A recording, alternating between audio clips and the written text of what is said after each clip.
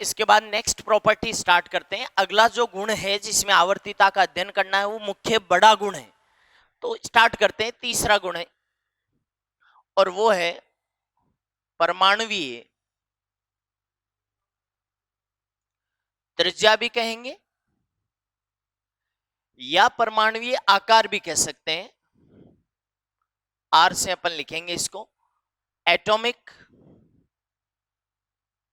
Radius बोल दो या फिर एटॉमिक साइज बोल दो, ठीक है ना। एटॉमिक साइज भी बोल सकते हैं। क्या मतलब है एटॉमिक रेडियस और साइज का, मैं थोड़ा सा बताता हूं।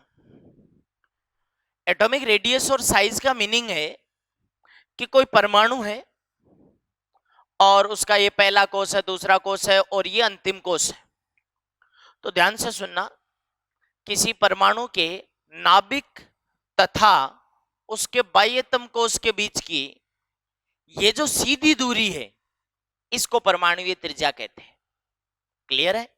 ठीक है, ये तो डेफिनेशन की बात होगी, छोटी छोटी बातें सुनते चलना। अब एक काम का क्वेश्चन है, स्टेटमेंट बनते हैं इससे कि भैया परमाणु की जो त्रिज्या है जिसको आप परमाणुवीय त्रिज्या कह रहे हो उसका प्रत्यक्ष मापन संभव नहीं है। प्रत्यक्ष मापन संभव नहीं है। तो क्यों नहीं है? परमाणुवीय त्रिज्या का प्रत्यक्ष रूप से अगर अपन मापन करने जाएंगे तो यह संभव नहीं हो पाता।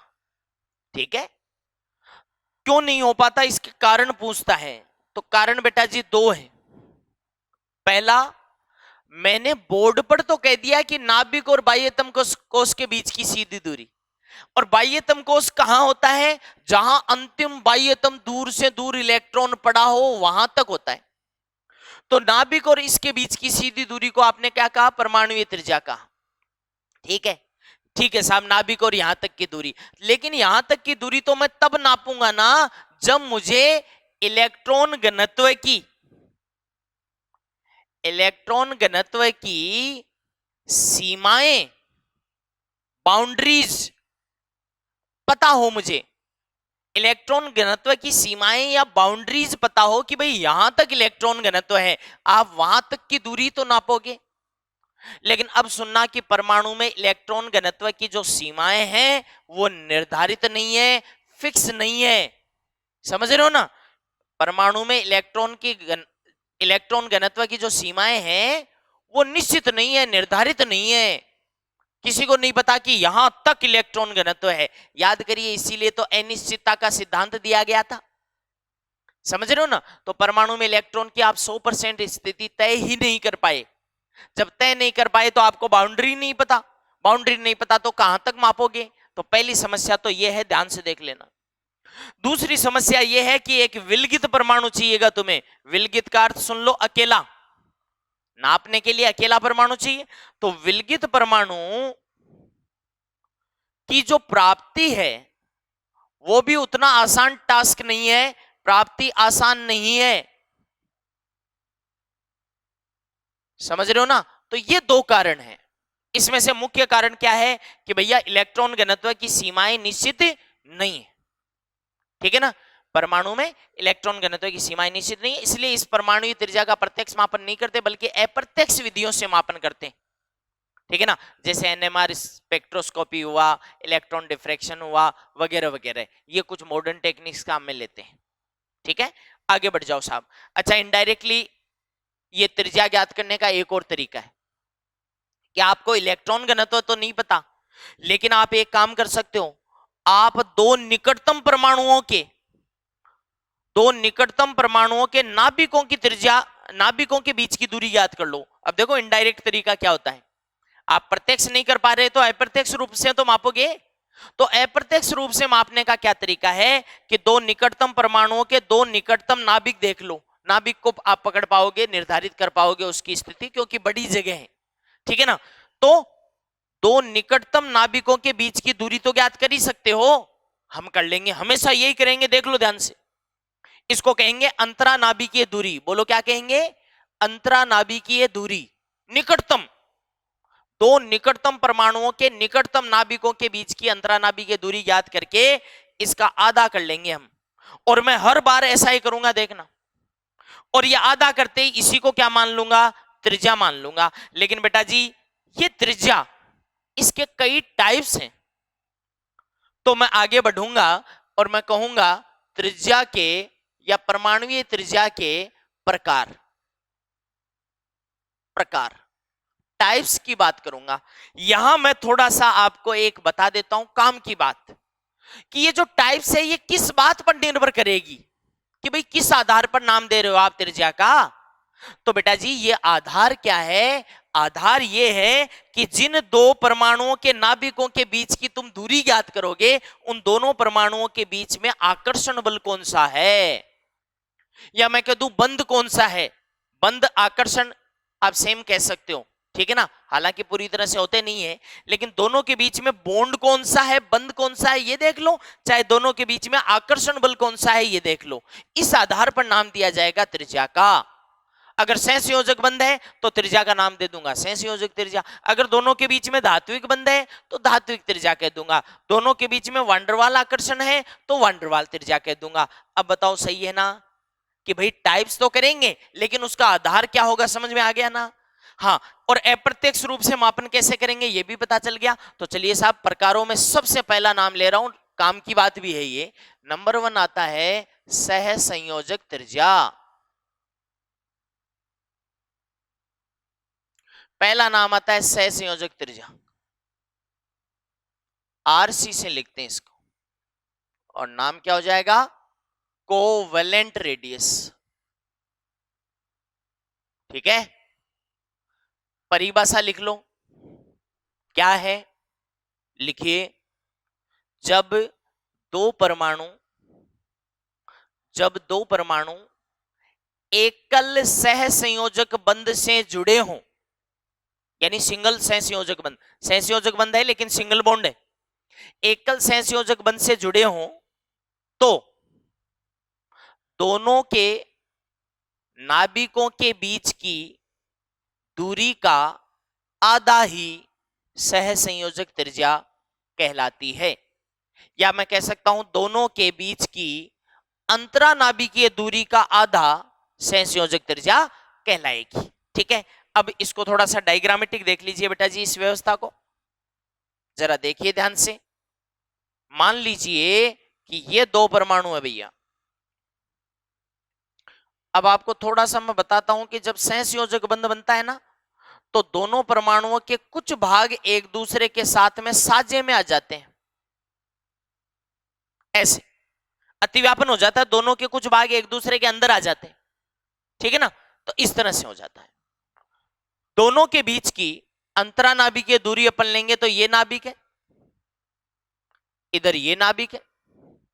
ठीक है, अब आपने क्या कहा कि दोनों के बीच की अंतरानाभिकीय दूरी, तो दोनों के बीच की अंतरानाभिकीय दूरी ये रही साहब। ठीक है, और इसका आधा कर दो, तो इसका आधा कहां से गुजरेगा,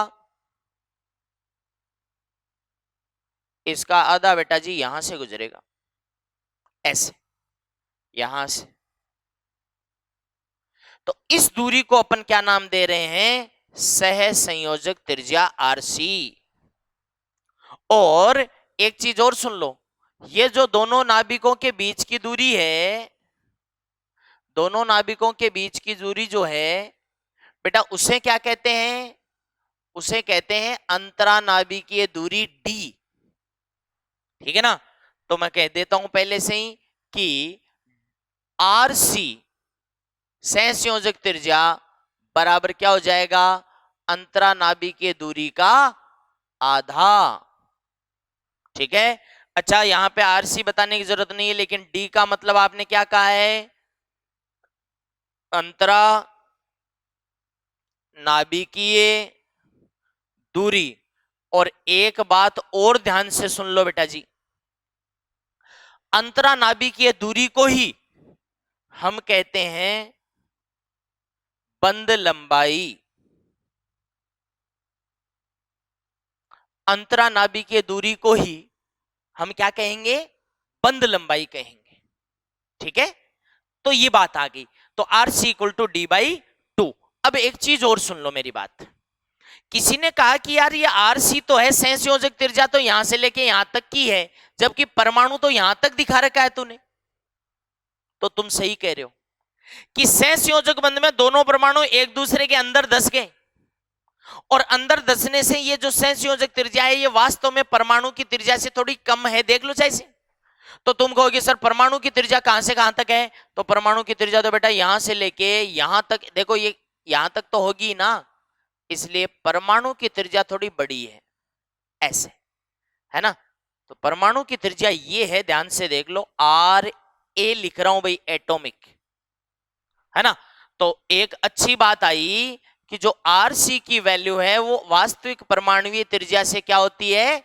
कम होती है। भैया ध्यान से देख लो, कई बार डेटाबेस्ड बात पूछ लेता है क्या कि Cl2 अणु में अगर क्लोरीन की सहसंयोजक त्रिज्या इतनी है तो उसकी परमाणुवीय त्रिज्या कितनी होगी, ऐसे क्वेश्चन पूछ लेता है कि सहसंयोजक त्रिज्या x है, परमाणु त्रिज्या y है, तो परमाणु त्रिज्या थोड़ी सी ज्यादा होगी। ठीक है।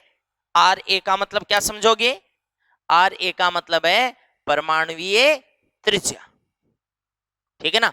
तो ये ज्यादा होगी थोड़ी सी सहसंयोजक त्रिज्या से। उसका कारण क्या बताया मैंने? उसका कारण है अतिव्यापन। अतिव्यापन जितना ज्यादा होगा ये सहसंयोजक त्रिज्या उतनी ही कम आती जाएगी। क्लियर?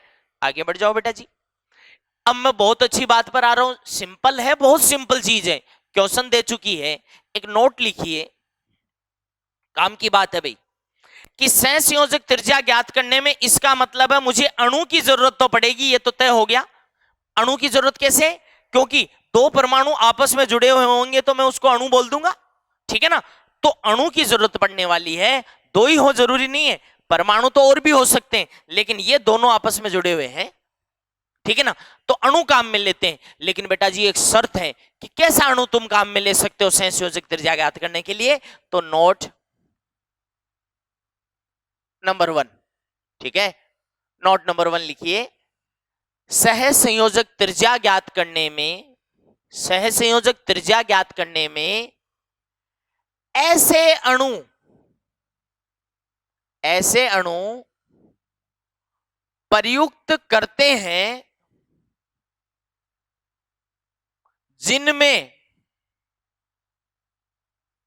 जिनमें समान परमाणुओं के बीच, जिनमें समान परमाणुओं के बीच एकल सहसंयोजक बंध उपस्थित हो। समझ रहे हो ना? एकल सहसंयोजक बंध होना चाहिए दो परमाणुओं के बीच में और समान परमाणुओं के बीच में, ये कंडीशन डाल दी कि ऐसे अणु उपयुक्त होंगे। अब जैसे एग्जाम्पल देखो जी, किसी ने कहा कि नाइट्रोजन की सहसंयोजक त्रिज्या ज्ञात करनी है, नाइट्रोजन की सहसंयोजक त्रिज्या ज्ञात करनी है, और कौन सा अणु काम में लूं?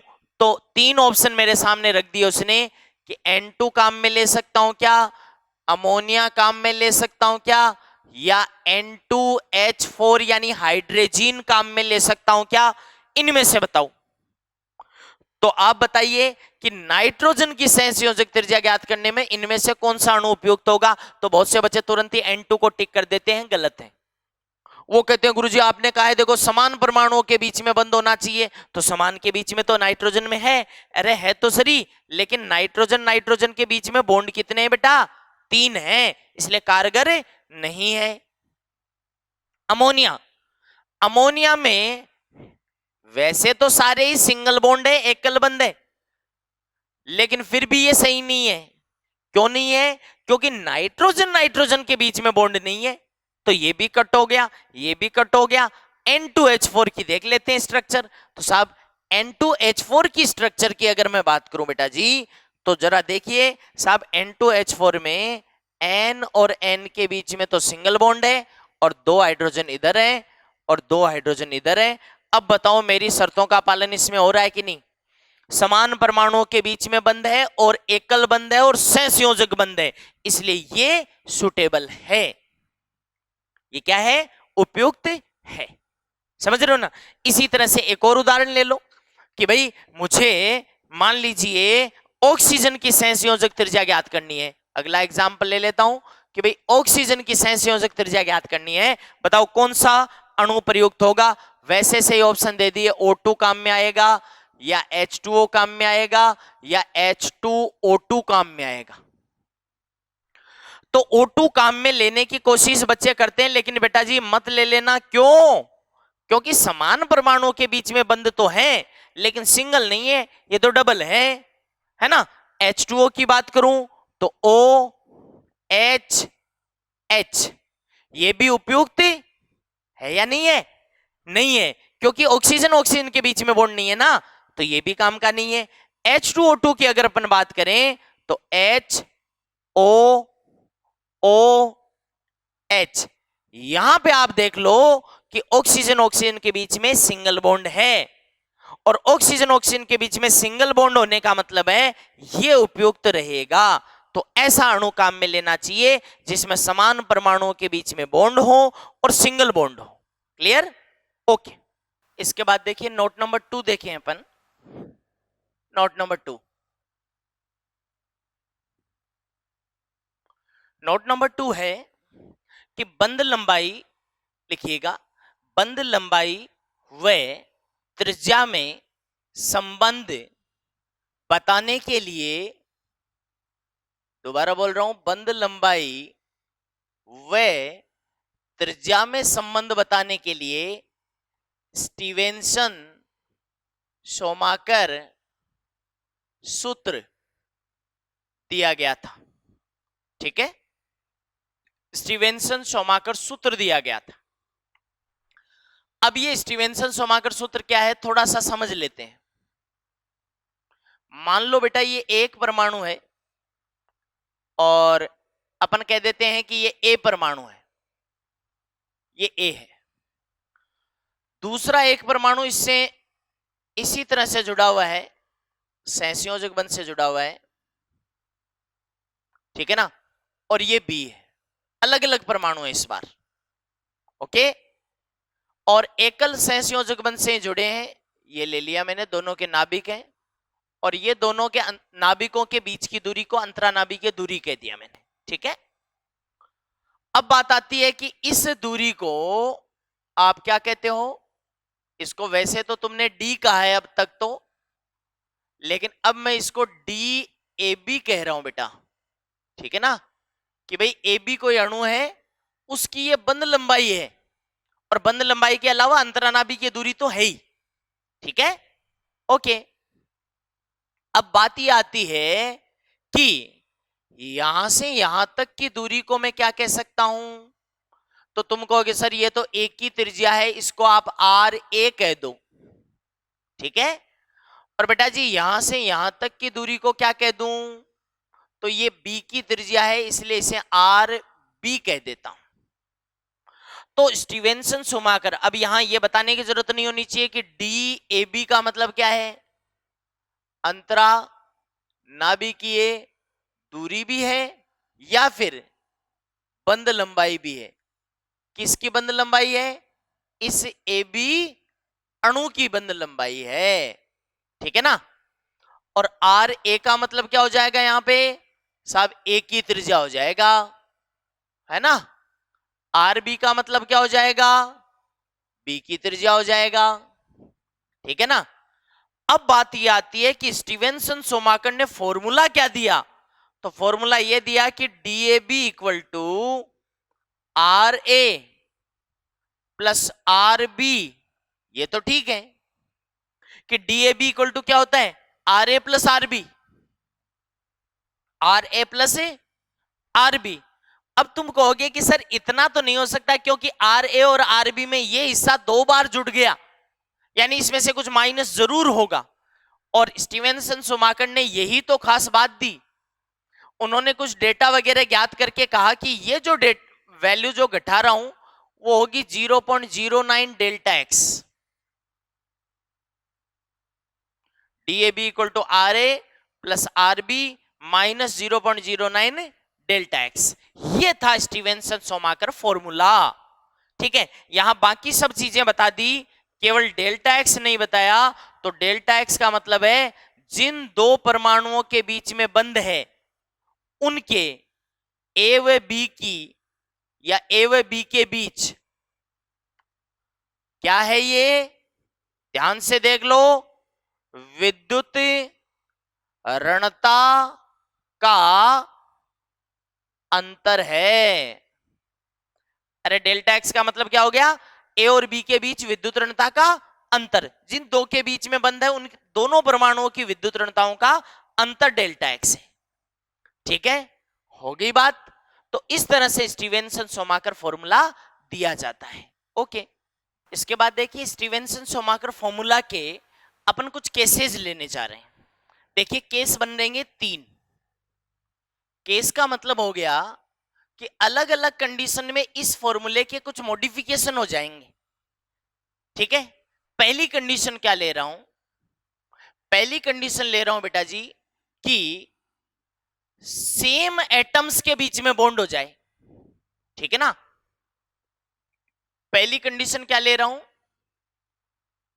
Covalent bond present between same atoms. अब मीनिंग समझ में आया क्या, सेम एटम्स के बीच में बॉन्ड हो जाए। अरे एटम दोनों के दोनों सेम है, अगर ऐसा है तो आप बताइए कि यहां पे इन दोनों के बीच में इलेक्ट्रोनेगेटिविटी का जो डिफरेंस आ रहा था, डेल्टा एक्स आ रहा था, दोनों के बीच में इलेक्ट्रोनेगेटिविटी जो होती थी उसका डिफरेंस निकालते थे अपन। जब सेम ही एटम हो गए तो ये जीरो हो गया, तो डेल्टा एक्स की वैल्यू क्या आ गई, जीरो। अब बेटा इस फॉर्मूले में डेल्टा एक्स की वैल्यू अगर जीरो आ गई, अच्छा एक चीज और है, इस कंडीशन में जब दोनों ही एटम सेम है तो डी ए बी नहीं बोलूंगा, मैं बोलूंगा डी ए ए। समझ गए ना मेरी बात, क्यों बोल रहा हूं कि भाई ये भी ए और इधर भी ए है ऐसा मान लो। ठीक है, फिर आर ए प्लस, जब दूसरा भी ए ही है तो आर बी की जगह भी आर ए माइनस 0.09 और डेल्टा एक्स की वैल्यू क्या रख दो, जीरो रख दो। तो आप बताइए मुझे, ये 2RA हो गया ना, तो 2RA इक्वल टू DAA, क्योंकि ये पार्ट तो जीरो हो गया यहां से, है ना। तो यहां से RA की वैल्यू आ जाएगी DAA अपॉन 2। और यहां से आप दिमाग में क्या रखना, दिमाग में ऐसे रखना बेटा कि दो सेम एटम्स के बीच में बॉन्ड हो और किसी एक की रेडियस निकालनी हो, तो जो बॉन्ड लेंथ आई थी उसको 2 से डिवाइड कर दो बस। समझ रहे हो ना, जो बॉन्ड लेंथ है उसको 2 से डिवाइड कर दो। ठीक है, ये तो पहला केस था। अब आइए जरा दूसरे केस में, दूसरे केस में आइए साहब। दूसरा केस क्या ले रहा हूं कि covalent bond present between different atoms. ध्यान से सुन लो कि इस बार दोनों एटम मान लो अलग अलग हैं, ठीक है, लेकिन but electro negativity difference, electronegativity difference का मतलब है डेल्टा एक्स, वो नेग्लेजिबल है, नेग्लेजिबल है। अब नेग्लेजिबल का मतलब है नेग्लेक्ट कर दो उसकी वैल्यू, ऑलमोस्ट जीरो मान लो। तो तुम कहोगे सर ऐसी कंडीशन में दो अलग अलग एटम्स के बीच में बॉन्ड होने के बावजूद भी आप ये कहना चाह रहे हो कि जो डेल्टा एक्स है उसकी वैल्यू तुम कैलकुलेशन में कितनी ले लेना, जीरो ले लेना। मैं ये कहना चाह रहा हूं कि अगला कहना कि नेग्लेजिबल है, छोड़ो इसको डेल्टा एक्स को, तो आगे का पार्ट छोड़ देना, जीरो मान लेना। ठीक है, अब डी ए की बजाय मुझे क्या कहना पड़ेगा, क्योंकि अगले ने कहा है कि डिफरेंट एटम्स हैं, तो R A plus are B पूरा फॉर्मूला लिखूंगा, लेकिन डेल्टा एक्स की जगह क्या लिख दिया, 0। अब बताओ बेटा, यहां पे जो डीएबी आया यानी बॉन्ड लेंथ आई वो कितनी आई रहे?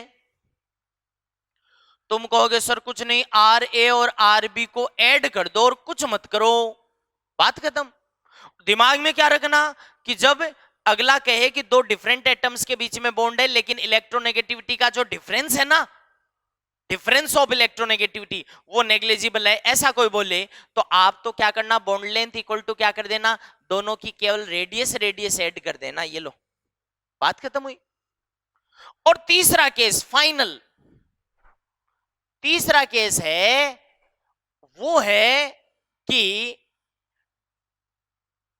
दो डिफरेंट एटम्स के बीच में बॉन्ड तो है but electronegativity difference is not negligible. मतलब चला के उसने नहीं कहा कि नेग्लिजिबल है, तो नॉट नेग्लिजिबल, समझ रहे हो, नॉट नेग्लिजिबल। तो DAB equal to R A plus are B, तुम कहोगे सर अब कोई चारा है क्या, नहीं है, तो फिर क्या करना पड़ेगा, क्या करना था, पूरा फॉर्मूला ही यूज करना है। अब ये लो, फिर आपको करना क्या पड़ेगा कि दोनों की इलेक्ट्रोनेगेटिविटी का जो डिफरेंस है वो निकालना पड़ेगा और निकाल के यहां पे रखना पड़ेगा, बस समझ रहे हो ना। तो बेटा जी ये 3 केसेस हैं और इन 3 केसेस को काम में लेके मैं क्वेश्चन भी करवाऊंगा आपको, ठीक है। तो क्वेश्चंस करेंगे अपन। अब इसके बाद में मैंने कहा कि इस पर क्वेश्चंस अपने को करना है, ठीक है, क्वेश्चन अपने को करना है। बेटा जी 3 केस अपन ने लिए हैं, DAB equal to R A plus are B minus 0.09, delta X आपने कह दिया, डेल्टा एक्स विद्युत ऋणताओं का अंतर है। डेल्टा एक्स क्या है, विद्युत ऋणताओं का अंतर। 3 केस लिए अपन ने, पहले केस में समान परमाणुओं के बीच में बंध हो और विद्युत ऋणताओं का अंतर 0 हो।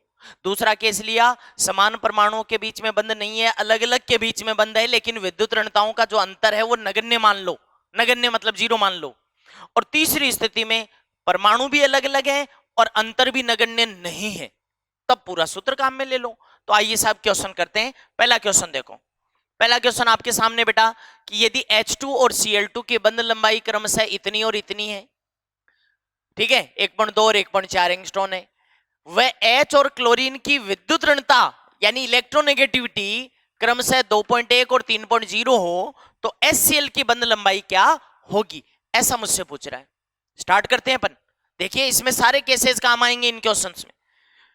अगले ने ये नहीं कहा नगण्य मानो, अच्छा परमाणु भी अलग अलग हैं, HCl की बंध लंबाई पूछी है। बेटा जी मैं स्टार्ट कर रहा हूं इस क्वेश्चन को, जरा देखिए, DHCl equal to RH plus RCl minus 0.09 delta X, बोलो यही है ना फॉर्मूला। तुम कहोगे वहां तो AB था, अरे AB की बजाय HCl है, अगले ने क्वेश्चन में HCl दे दिया तो मैं ऐसे फॉर्मूला बना लूंगा, समझ गए ना मेरी बात। लेकिन बेटा जी अभी मेरे पास में कुछ चीजें नहीं है इसलिए मैं इसको समीकरण नंबर 1 दे रहा हूं, ठीक है, पहले चीजें कलेक्ट करनी पड़ेगी।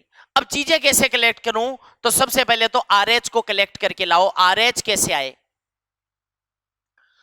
मतलब हाइड्रोजन की त्रिज्या कितनी आए, तो हाइड्रोजन की बंध लंबाई दे रखी है, देखो H2 की बंध लंबाई दे रखी है।